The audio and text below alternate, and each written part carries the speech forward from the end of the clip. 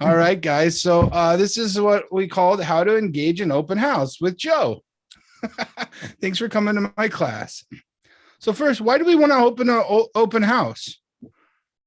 There's a few reasons I could think of. The first is that we're going to show the house in the best light. We're doing that because we're representing the seller, or a nice agent has allowed us to hold one of their open houses. So we want to make sure we show it in the best light. But while we're there, we want to make sure that we can showcase our personal market expertise.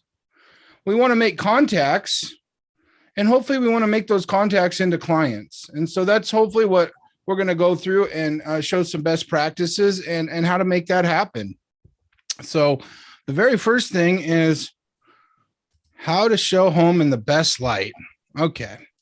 So you're going to have to arrive early. Do you like this one? I thought that one really has a nice feature, the cow. And you see how they blended into the sky. So it's like a nice cloud, nice cow in the pasture under the cloudy sky. So that one definitely, they're showing that one in the best light, right? Farmhouse right there. Yeah. So you want to get there early. Homeowners, if it's not vacant and staged, homeowners probably are leaving out. They probably are getting out of their running behind. So you want to make sure that things aren't just laying out. You want to, if it is, you want to put it away. Make sure that the counters are clear of clutter. If beds aren't made, pull up make it look nice and presentable, because we're trying to create an experience is what we're trying to do with an open house. A real successful open house to me is when a client comes in, maybe they grab one of your waters or one of your pastries, and they actually just kind of imagine their lives in that home. So if we've created that, we're doing a good job. And so to do that, we want to get there early and make sure like there isn't dishes on the counter and all that. Make sure that the house is comfortable temperature. So, there's a lot of ways to do that. If you go in there and it's a nice day, but it's really hot, we can get there early. We can air it out. We can get some the breeze going through, set the if it's, oftentimes they're vacant. And, so if they're vacant and staged, you should have it always set at a comfortable temperature to walk in, but get there early just to make sure. Sometimes homeowners are really weird about saving energy, so they won't have the heat on even if the house is vacant. So make sure the heat's on. You want to turn on all the lights. First impressions are really important. And so the worst thing to do, and I will tell you, when open houses are broadcasted, people are showing up before the agents, and it is really uncomfortable trying to get to an open house. You're usually on the phone. You're trying to carry everything in. You're trying to figure out how to unlock the door, and you got 5 people lined up behind you asking, about the open house. And if you start your open house that way, you're never going to get caught up. You're going to feel like you're chasing the 8 ball. You're behind it, so really, you want to get there early. This is probably, to me, the most important thing, so you can actually relax. So you turn on all the lights, make sure it's decluttered. And if you're going to do anything for ambience, this is a good time to set it up. So, sometimes we'll put like some nice, easy listening music on the TV. If it's a winter day and you want to have a fire, you can put a fire in the fireplace for ambience, or turn on, if it's one of those gas ones, turn it on. You want to make sure though, if you're going to put anything in the fireplace, that it's an operating fireplace and you've cleared that with your clients first. Or if it's an agent that's letting you use their open house, you're clearing that with them as well. Light candles. I always light candles. Candles are good. I like the stuff that's more natural, like a candle's good. For me, if I go into a house and I smell those artificial air fresheners, it doesn't put me at ease. It makes me go into high alert. Like, what are they trying to hide here? Where's the water coming in? Where's the musky dog smell? Like, what are we trying to hide here? But candles, things that are like, natural smelling, that's really comforting, and it just puts people at ease when they walk in. We'll get more into it, but sometimes when right now, I know we're shifting gears as more inventory is going to come on. How we approach an open house is going to be really important. And so when the market was different and we were going to really have time to engage with our clients, we would bake cookies. It's a nice treat to have, but it smells really good. It slows people down. I mean, breaking bread in the kitchen that transcends all barriers. And so then we can start having these conversations. But so you're there early to get the house ready. Now that you got all the lights on and everything, now you're probably wondering, what do I need at the check-in table? Is that what you guys are wondering? Yeah. Awesome. Perfect. So here we go. I'm glad you asked. You like my transitions? I made some nice flyers here, or nice slides here. I made sure to put in some cool transitions. They've got the real wow effect. That's what I was going for. You did awesome, Joe. You did So what awesome. I need at an open house, thanks, Cindy. What I need at an open house is, I want to have flyers available. When people walk in, it's something that stops them. Again, we're always trying to interrupt the message. We're always trying to slow them down because people are conditioned for many reasons that they're just going to get in and out. We really want to slow them down. And you know what? If you go to a million open houses, half the agents are just playing on their phone. They're just it's like they're punching a clock. They're just there. They're not doing themselves any service. They're definitely not doing the homeowner any service. And any potential buyers, they're not getting treated with professionalism. We want to change that message. And so, you want to have flyers. And so as they come in on there, you want to have a sign-in sheet. You can do it manually by paper, but I put a link in here right now, guys. This is a link, and what it will do is it'll create this page right here. And so you can have this on a tablet. You can have this on your phone. This is through Ylopo. But when you go in, they can just QR code that right there, and it gives all their info, and they're all checked in. And so you have that right into Ylopo. So it'll go right into your leads. And so that's a real nice thing if you don't have a paper one. I would still have a paper one as backup, just in case somebody is old school like my dad and doesn't want to learn how to use technology. So it's good to have both, but the most common person is just going to want to scan it. Now, this, you might get some brushback from people and being like, I'm not signing in, or I already got an agent. It's okay. Again, they're just conditioned. It's kind of like me when I go to the car lot. I really want help. I actually want to be pushed into a decision that I've already made in my mind. But I just am immediately going to say, I'm just looking. I don't need your help. I just condition that way. So if we can interrupt that, here, have a flyer. There's some highlights I'd like to point out. And by the way, I need you to sign in before you tour the home. Oh, I'm not going to do that. Oh, I understand. Really, we're just doing this for the protection of the homeowner. It's liability reasons. We need to know who's been through here. So if you're not here with an agent, I really need you to sign in. Feel free to have yourself a water and enjoy the tour of the home. It's really non-threatening. We don't fight them here. We just let them know that it's for that. And oh, by the way, how'd you hear about my open house? Cool. So I'm getting ahead of myself here. Joe, do you ever order the home books for the open houses? I don't. And I'll tell you why. The times I have ordered them, they came after the house got sold. Oh, I remember you telling me that. That's right. But they're cool. I mean, I do look through them sometimes when I'm in a home, but I myself have not made a habit of ordering them. We have so much marketing material and stuff that, and I think what you can do one better than that, and I'm going to get to that in a second. You can do one better. It's right here. You should have a CMA. I would rather see an agent that has a CMA than a neighborhood book myself. I can look on my phone in 2 seconds and see, oh, okay, it's in this school district. I can drive the neighborhood and see, okay, there's this restaurant and this restaurant. And so I would rather show my worth as an agent by having a CMA of comparable properties. Because remember, anybody that's looking at this house is going to be looking at the same comps in the neighborhood. Or if they live in the neighborhood, they're going to want to see that, wow, this guy showed up prepared for his open house. We weren't really thinking about selling our house, but seeing what the market's doing on the news. We just had our grandkid down in Vancouver. I could take an early retirement. All these things are happening in people's lives. And they're like, holy crap, Cindy's open house has like people out the door. We need to talk to her.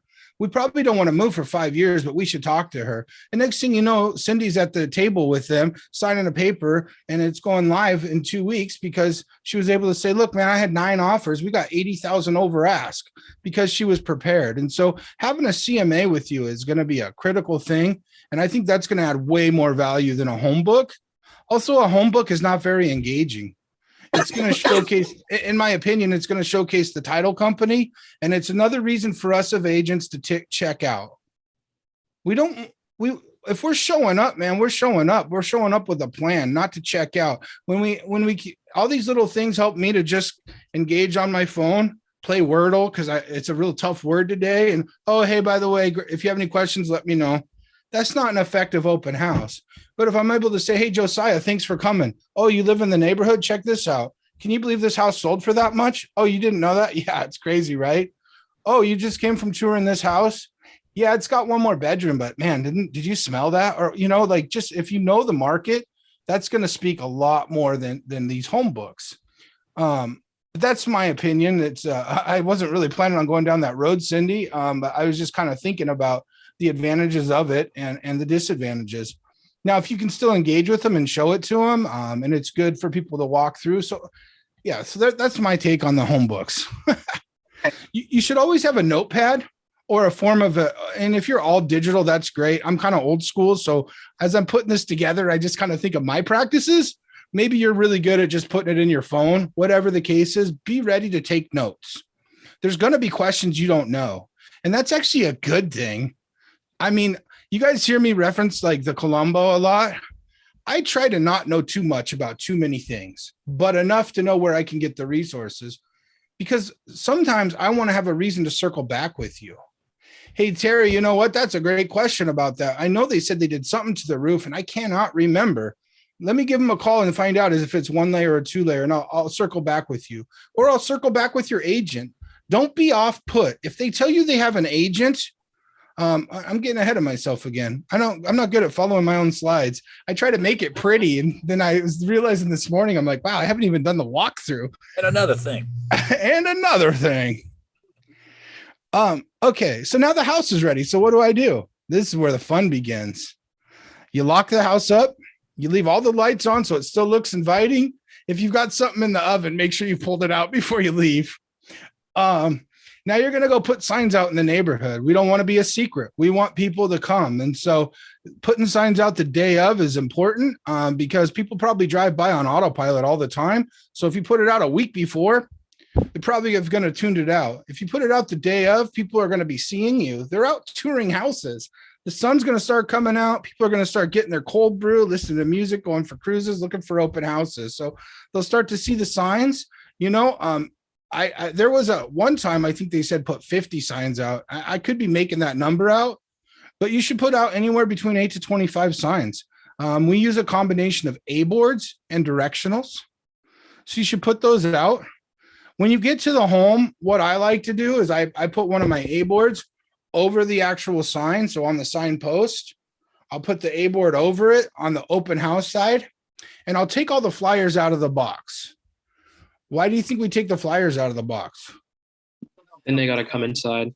Exactly. We want them to come to the open house. We want engagement. This is important, man. I hate it when I drive up to an open house to go preview it and the agent's parked in the prime parking spot. To me, that's really kind of rude. But also it's not serving it's the agent serving himself. It's not serving his clients or the potential buyers that are coming to the home. Make sure that there's parking at the house. This being said too, safety measures. I know Jason mentioned on Tuesday that they've put a beacon in. Let people know where you're at, especially if it's a sketchy place. Trust your guts. Have your phone close always. I have not myself had any bad experiences with open houses, but I'm also a 300-pound guy. I don't know too many things that have happened, but people are out there and they're not all good, doing good things. So make sure you have a plan. Be aware of who's in the house. Don't just let a million people in and have your back turned and not think about it. Be aware. This is important. Okay. So parking away from the house. Now open the house. I put open house. That threw me off. Now open the house and allow the neighbors in. Any questions so far? All right. Let the open begin. Whew. Howdy, neighbor. Anybody know what this picture is? Yep, that's from Tim Taylor, the Tool Man's show. What's his name? The neighbor. Yeah, I can't remember the name. Just I actually literally was excited to find this. Wilson, yeah. I saw Jason last night and I told him there's going to be a flashback. I don't know how many people that are going to be on the call will know this reference. Do you know this reference, Josiah? Wait, like Mr. Wilson, like the neighbor, and then wasn't there like a bad guy, like a homeless man? No, it Oh, was, okay. what was it called? Tim the Tool Man. What was the show called? Home improvement. Improvement. Yeah, Home Improvement. Oh, So that was the neighbor, and you never saw his face. One of my He just- favorite shows. Yeah. Yeah, it's awesome. So the neighbor would always just talk over the fence, and you never saw his full face. Howdy, My neighbor. parents Like that. All I right, did not try to partake in watching that. I was always bored by it. Yeah. All right. So we've opened up and now we're allowing the neighbors to come in early, right? Make sure to engage with them. If you guys remember, the reason why we circle prospect and all these things, there's a couple reasons. Neighbors are talking to people. Neighbors have people that want to move into the neighborhood. Neighbors are renting in the neighborhood they want to stay in. And most importantly, I don't know what's the most important, but neighbors might be future sellers. And they're gonna formulate opinions based off of how you're doing at the open house. If you're just kind of looking at your phone, letting them walk in because they're just a neighbor, they're probably not going to be too impressed. If you greet them and use scripts, like Jason had a really good script last night, and I wished I had it written down. Are you with us at all, Jason? It's okay if you're not. Okay. But basically, you really want I'm to. here. Could you? I kind of put the gist of that script in here. Do you have that handy? For meeting the neighbors. Yeah, I loved what you said yesterday about the 6 to 7 buyers and Yeah. Hold on a sec. Okay, well, he's looking that up because I just totally put him on the spot. But it's like, so you really want to talk with these neighbors. You're making a special deal out of inviting them early. They think they're special, but you're going to ask them, what do you think this home will sell for? Well, plus it'll directly affect the value of their home, and they'll be interested in that. Exactly. And that's you also will talk to them about, if there's 6 to 7 offers, that means there's 5 or 6 people that aren't going to buy this home. And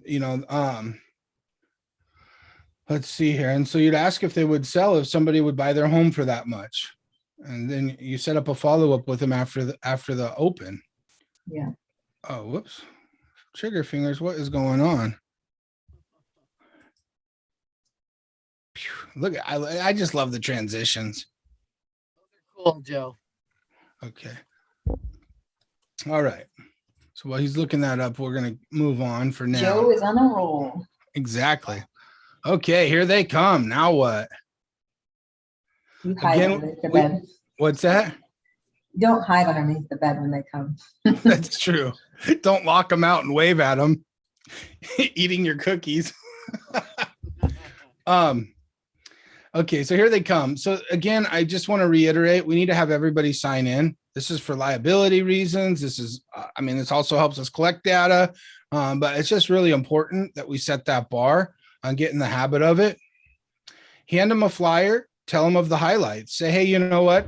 I don't want to take you away from touring the house, but I don't want you to miss in the garage. They've got the epoxy floor and built-in shelves. It's okay to give them a couple of tips, but don't control the tour. Let them go through. It's just like when we're showing houses to potential buyers on just showings. We don't dictate the way they walk through the house. We want to let them naturally see what they're going to see, be aware of things that maybe they didn't notice, and point those out. It's the same thing. When you walk in, I'm going to give you a flyer. Hey, my name is Joe. This is my listing. My sellers are really excited that you're here. They wanted to make sure to let you know that the shed in the backyard is going to stay. The hot tub's going to be pulled, and that they just did the epoxy, and the roof's got a 50-year warranty on it. Feel free to have a look around, grab yourself a water retreat, and let me know if you have any questions. Oh, by the way, please sign in. Nobody's going to fight you on that. You can't say nobody. I got to get away from absolutes, but most people are not going to fight you on that. I think a lot of people are kind of getting used to it too. If they go to open houses, because most everybody's doing that now. Yeah. All right. So I'm going to go back to this slide. Okay. So I loved this yesterday. And we can work on this, but here's the script that here, I'll pull it over. Here's the script that Jason was sharing with me. Do you really think this place will sell for X amount of dollars? Well, we have a number of buyers looking at the property, and from my experience, we'll have created a bidding war by the end of this week. If we end up with 5 to 7 qualified buyers, only one of them can win. So we're going to have a handful of people willing and able to buy in this neighborhood. Have you given any thought to selling? Isn't that great? Yeah. It's really non-threatening too, because remember, this is early entry. The neighbors aren't going there to buy the house. They're going there to snoop, maybe kind of see who you are and why you're in their neighborhood.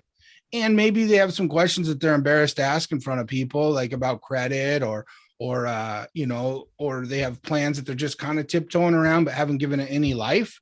And so they're just going to come there really relaxed. And so it's just a real conversation. Josiah, do you think this house is going to sell for this much money? Yes. Yeah, it probably will. Unfortunately, my experience shows that there's going to be a lot of people willing to pay that amount. And we'll probably have 5 to 7 buyers, buyers that are qualified to buy in this neighborhood that's willing to pay this price. That means that only one can win. Have you ever thought about selling at that price? I mean, it's really non-threatening.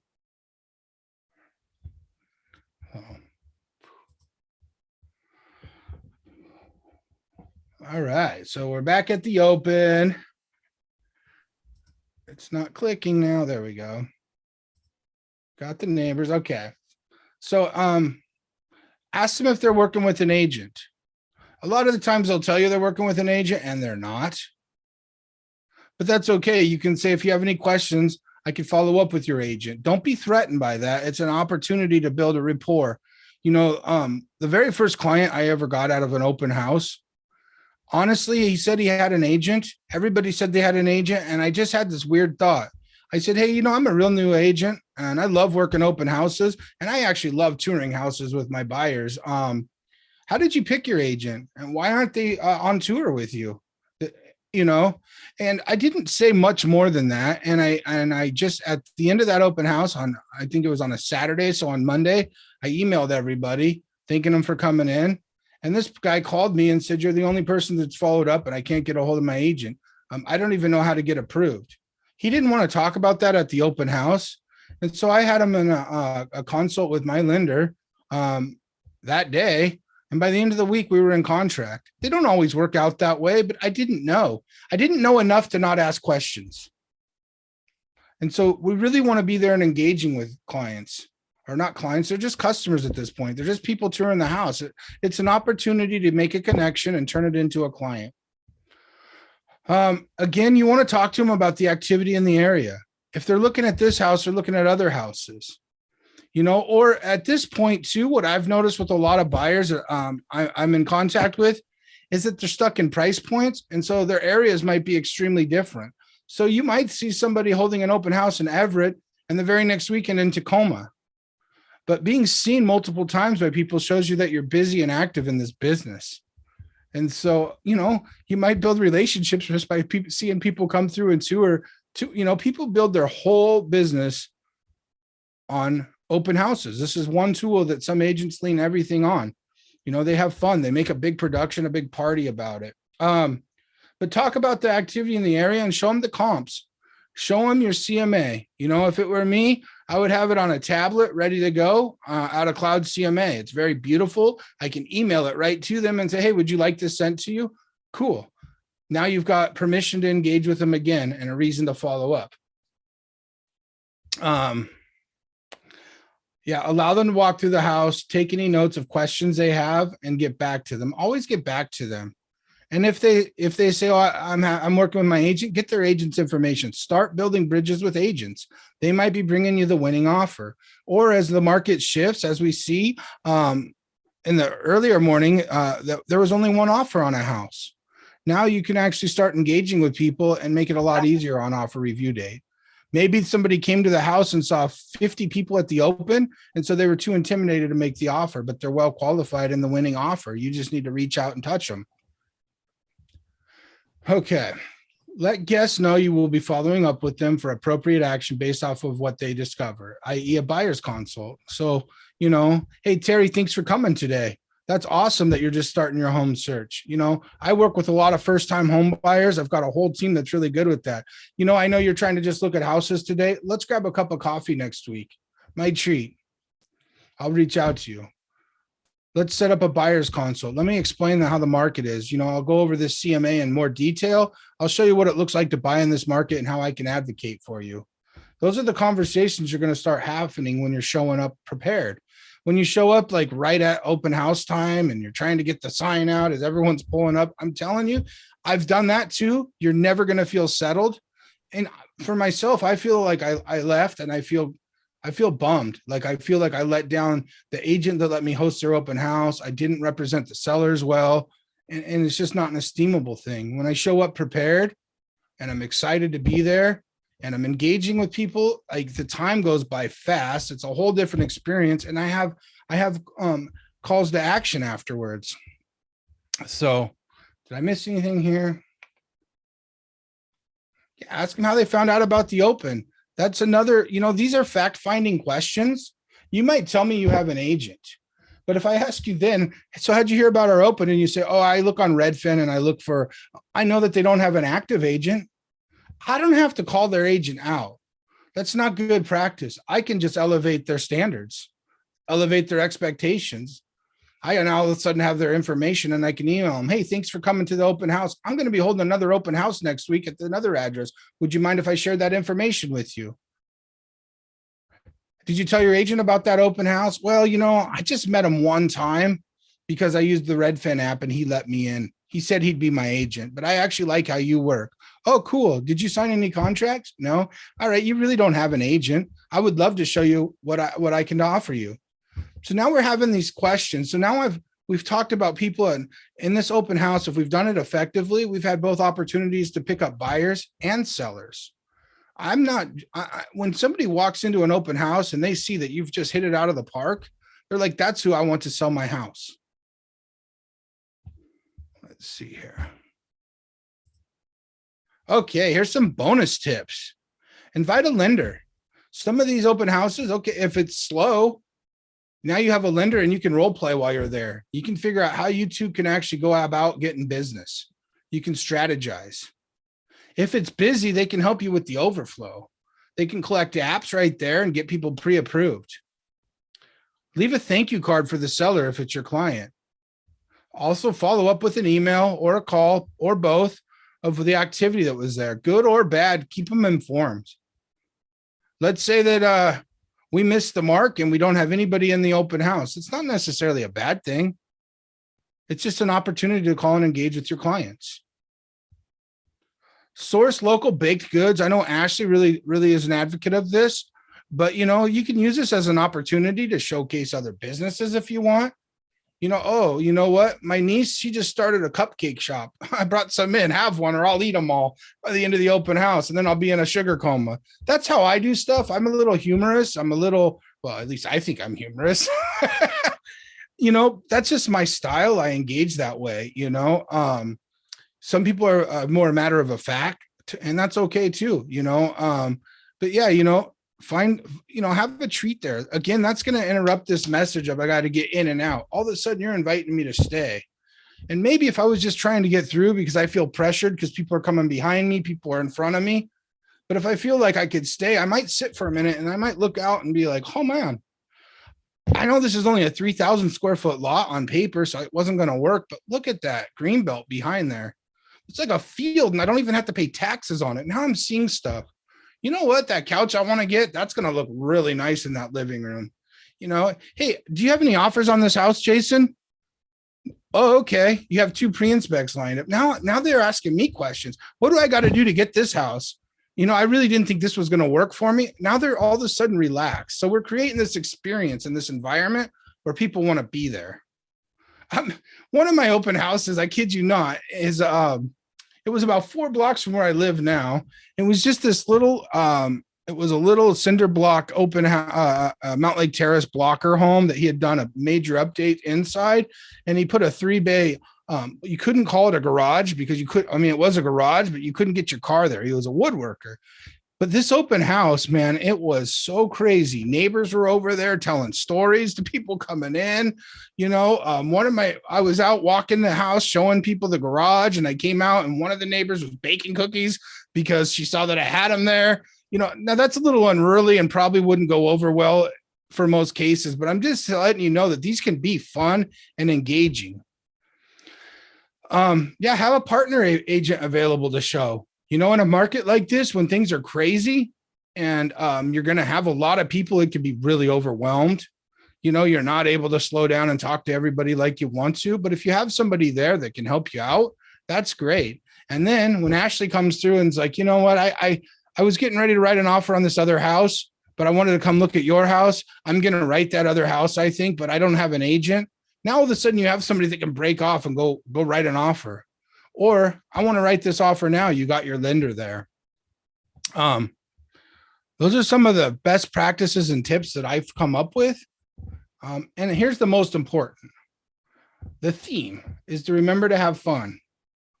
If you're having fun, it's infectious. If you don't want to be there, it's obvious. Tree had a cool story about meeting a buyer at a house when he was with other people. And that's a story for another day. But one of the things I did at one time, because I didn't know better, I had clients that wanted to write up an offer on a house, and we were on our way to do that. But there was 2 houses in the neighborhood that we wanted to use for a comp, and they were holding open. So we decided to go through and just double check just to make sure they're ready to write this offer. And while we were there, I was talking intelligently to my buyers about this open house.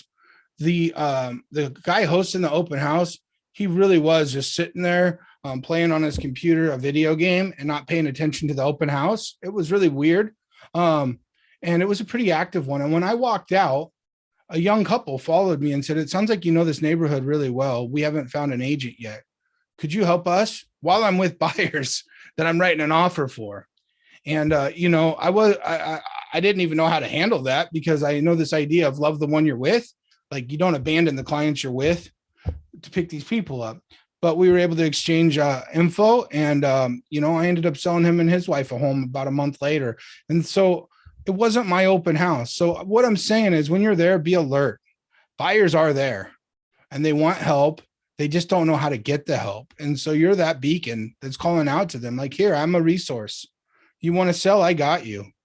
You want to buy? I got you. Oh, you want to know about that house down the road? Oh, I'll show you that one. It's right here. Actually, I did some comps on it. It's one of my comps.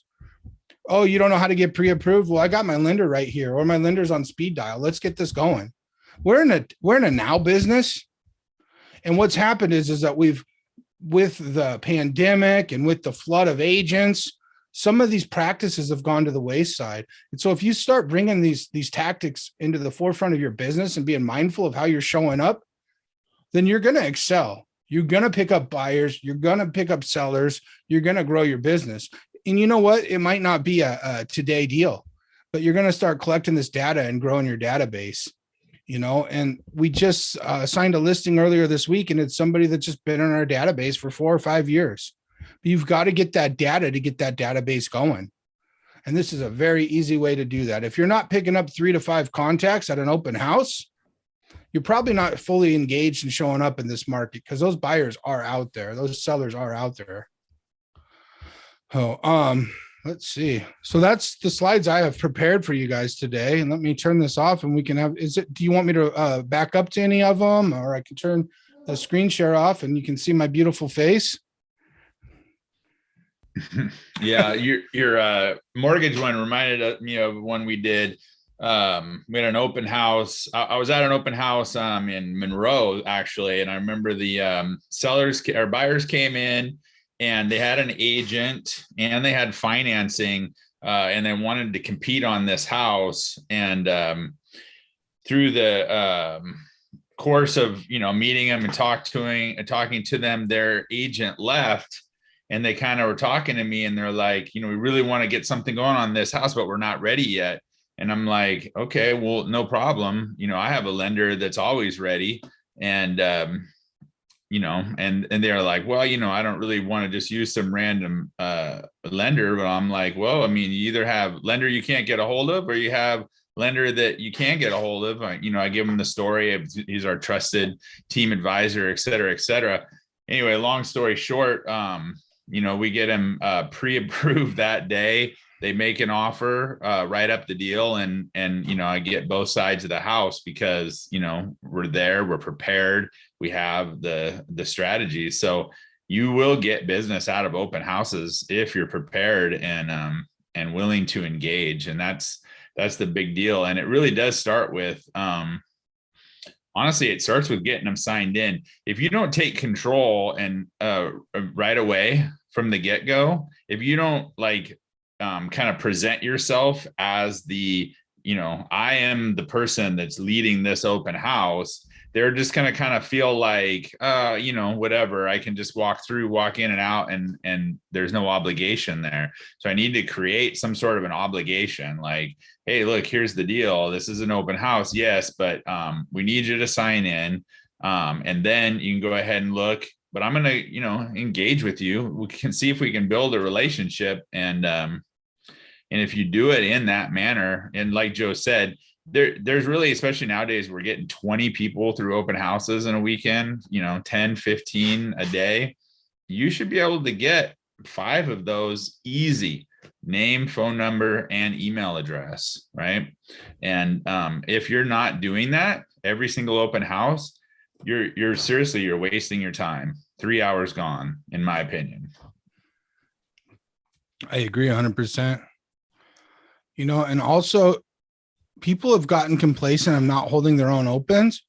I get calls all the time, but luckily you guys always want to do our open houses, but I get calls from people from other brokerages. You don't have to work at this brokerage, that brokerage, to hold the open. Call agents, start looking on Thursday and say, hey, I see that you just got this listing. Do you have anybody holding open for you? I would love to. Start finding a neighborhood you want to work through. And that's an activity you guys can do too. Start looking at a neighborhood that you want to work in and watch for opens or listings to pop up, and reach out and introduce yourself to those agents and see if you can hold their opens. We you can do Friday night opens, right? Like, let's say they even have something planned for the weekend. Call them up. Hey, can I do a Friday night open for you? Right. Most people, if it's a vacant or staged house, most agents, I would say yes for sure, right? I'm like, yes, please. You want to hold it open? I wouldn't mind if it was open 24/7 all week long. So most agents will say, yeah, go for it. And just, remember that your job at an open house is not necessarily to sell the house, right? That's a good side benefit. Of course, you want to know about the house. And I think one of the things that Joe might have missed there is just making sure you really have a great understanding of the home when you get there early. So walking around, taking a look at Josiah, like what we've been talking about. You should know about the roof. You should know about the crawl space. You should know about the water heater. You should know about the furnace. You should know about the plumbing, and you should know about the electrical. And then any sort of HOA stuff, or some neighborhood stuff, right? Because if they come in and they're like, oh, hey, what kind of roof is this? And you're like, then credibility gone, right? Let me go look at the roof real quick. Hold on. So make sure you do that before people get there, is if you can answer those questions. Hey, what's the HOA on this? And I'll tell you what, here's where you get the very best information. Okay. When you go door knocking on Friday, yeah, right, you're going to meet 1 or 2 neighbors that are going to talk your ears off. But you know what they're going to tell you? All the cool little interesting things about the neighborhood. Then when the open house comes, you're like, oh, remember when Darcy sold her house over here because she got mad at Jim because he wouldn't let her have, And people are like, whoa, you know so much about this neighborhood. Like, yeah, I'm, kind of the expert, right? But you will learn just these crazy little things from the neighbors, almost without a doubt, every single time. There's one neighbor that will give you these juicy little tidbits, stuff like rezoning and who's moved recently, or what little spats are in the neighborhood.